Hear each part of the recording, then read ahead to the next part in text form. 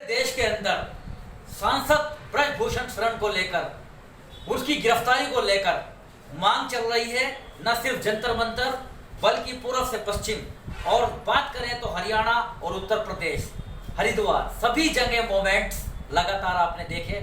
इससे पहले कल ऐतिहासिक मुजफ्फरनगर में सोरम में एक खाप पंचायत खाप चौधरीयों की एक बैठक हुई। इसके साथ साथ आज कुरुक्षेत्र में भी एक बड़ी पंचायत हो रही है। लेकिन जंतर मंतर पर भी प्रदर्शन सभी संगठनों का चल रहा है।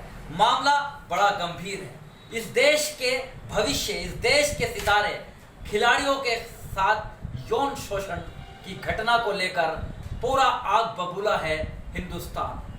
सपोर्ट में आ रहे हैं खिलाड़ियों के लगातार विभिन्न संगठन, किसान यूनियन हो या दूसरे संगठन हो या विपक्ष हो, हर जगह मुद्दा बनाया जा रहा है। लेकिन सबसे बड़ी बात है, कानून की गलियारे में मैं आपको आज लेकर चलूंगा।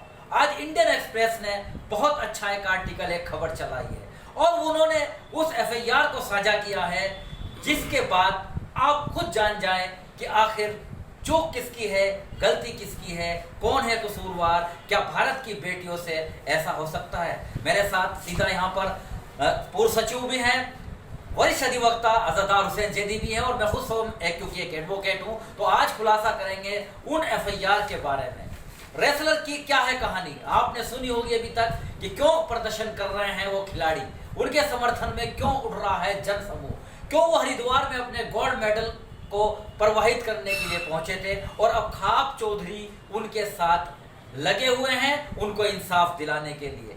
फैसला यही लिया जा रहा है कि जो कुश्ती महासंघ के अध्यक्ष थे, हालांकि उसको भंग कर दिया गया है, अब भूषण शरण में जो है वो भाजपा के सांसद हैं और उन्होंने अपने कार्यकाल में इन रेसलर के साथ यौन उत्पीड़न, छेड़छाड़, बैड टच की हदें पार की है।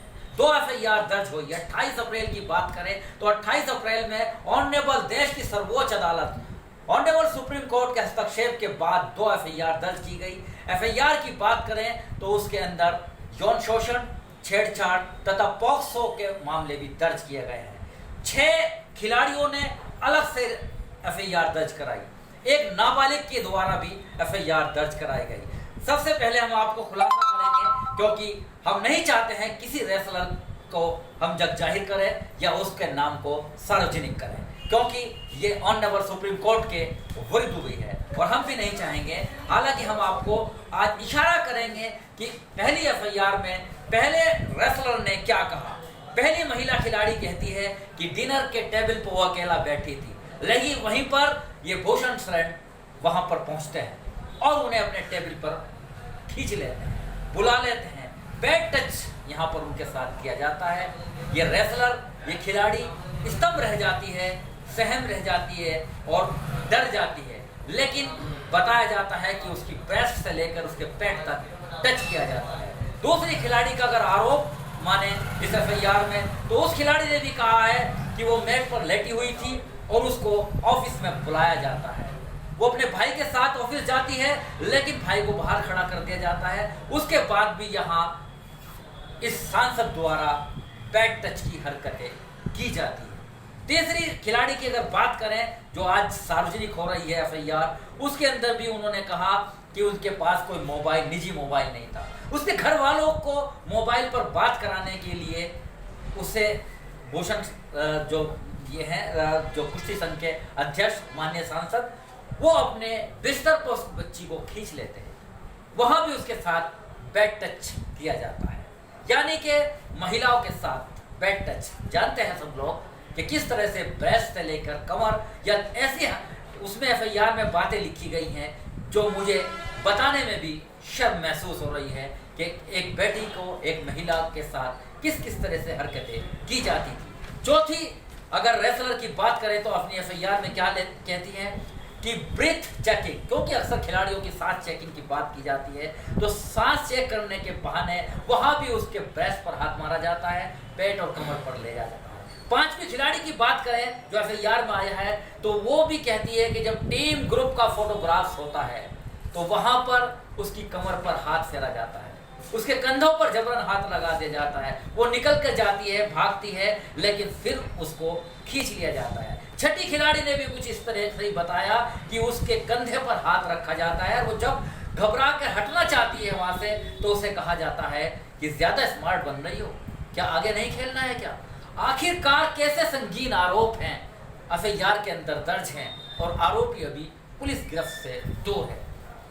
बीइंग एडवोकेट, मेरे साथ दूसरे एडवोकेट भी हैं और क्या कहता है लॉ, यदि कहीं भी एफआईआर इस तरह की दर्ज हो जाती है, मात्र 354 के अंदर भी अगर एफआईआर दर्ज हो जाती है तो हमारे देश की, हमारे उत्तर प्रदेश की पुलिस तो तत्काल उसको पकड़ कर आरोपी को जेल की हवा खिला देती है, या कहीं ना कहीं मुकदमे दर्ज होते हैं, केस दर्ज होते हैं और फिर माननीय न्यायालय उस पर इंसाफ दिलाती है।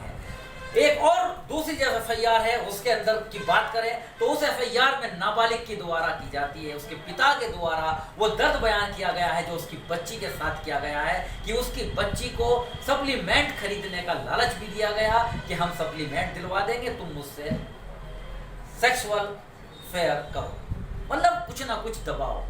2 एफआईआर, दोनों संगीन आरोप। जानना चाहेंगे, वकील साहब भी मेरे साथ मौजूद है, इस तरह के संगीन आरोप वकील साहब जब लगाए जाते हैं किसी एफआईआर में तो क्या होता है। आप उत्तर प्रदेश से हैं तो पुलिस क्या करती है? पुलिस जो है एफआईआर दर्ज करते ही तुरंत सबसे पहले एक्यूज को जो है अरेस्ट करती है, एक्यूज से अरेस्ट करने के बाद फिर इन्वेस्टिगेशन शुरू करती है।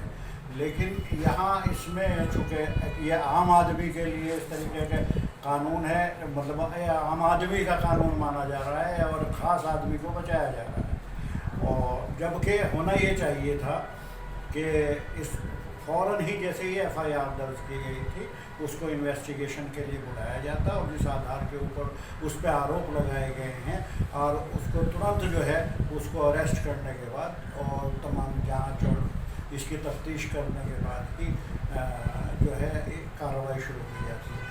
लेकिन इस तरीके की डिले ये ख़ास आदमी के लिए है, रियायत है, ना कि आम आदमी के लिए। आम आदमी और यहाँ ये पका, जबकि कानून जो है वो आम और ख़ास को अलग नहीं करता, लेकिन यहाँ जो है ऐसा लगता है इस केस के अंदर कि आम आदमी के लिए कानून अलग है और ख़ास आदमी के लिए अलग है।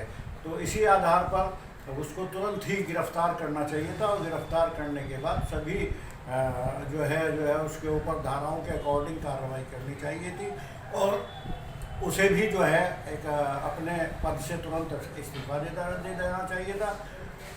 और बाकी कानून जो है वो क्यों उसे बचा रहा है इसको नहीं कहा जा सकता, कानून नहीं बचा रहा बल्कि कानून के रखवाले क्यों बचा रहे हैं उसको, इसके बारे में कुछ कहना बड़ा मुश्किल है। तो बहुत बड़ी बात अज़ादार ज़ैदी जो कि एक सीनियर काउंसिल हैं, उन्होंने भी कहा कि जब एफआईआर दर्ज हो जाती है, अपराध साबित होना ना होना वो अलग बात है, लेकिन इन्वेस्टिगेशन तो किया जाता है, पुलिस को पकड़ना चाहिए, हिरासत में लेना चाहिए, विशेषाधिकार हो सकते हैं, माननीय सांसद हैं, लेकिन क्या इस तरह की कार्रवाई कि बिल्कुल खुला छोड़ दिया जाए और वहाँ देश की बेटियां या वो खिलाड़ियां या पीड़िता अपना दुख पूरे देश के सामने जताती रहें, बेहाल हो रही हैं, कभी हरिद्वार जा रही हैं और कभी पंचायतों में जा रही हैं, कभी धरना दे रही हैं, लेकिन मांग कर रही हैं इस देश के शासक से, इस देश के रहनुमाओं से, इस देश की अदालत से कि उनको मिले इंसाफ। क्योंकि इस केस की अगर बात किया जाए तो डाइनिंग टेबल से लेकर बेडरूम तक, ऑफिस से लेकर फोटो सेशन स्पॉट्स तक, हर जगह शोषण ही शोषण, महिलाओं का शोषण। और हमारी सरकार, हमारा कानून महिलाओं का उत्पीड़न, महिलाओं के शोषण की खिलाफ कानून पारित करता है। और कानून के अंदर है भी, यदि कोई किसी महिला को घूर भी देता है, किसी का पीछा करता है, किसी को गलत निगाह से देखता है या उस तरह पेट टच करता है, तो उसके खिलाफ सख्त सजा का प्रावधान है, इन्वेस्टिगेशन होता है। लेकिन यहाँ पर इतने बड़े आरोप लगा दिए जाते हैं और आरोप लगा दिए गए हैं, तो क्या इसकी इन्वेस्टिगेशन निष्पक्ष नहीं होनी चाहिए? कब होगी ये निष्पक्ष इन्वेस्टिगेशन और कब होगी गिरफ्तारी? आज पूरे देश की ज़बां पर यही प्रश्न है। आज बड़े बड़े अखबारों ने इसको सार्वजनिक किया है, बहुत से चैनल ने खुलकर बताया है। हालांकि यहाँ ये भी हम आपको बताएं कि भारतीय जनता पार्टी के शीर्ष नेतृत्व ने भी इस खिलाफ अब एक्शन लेना शुरू किया है।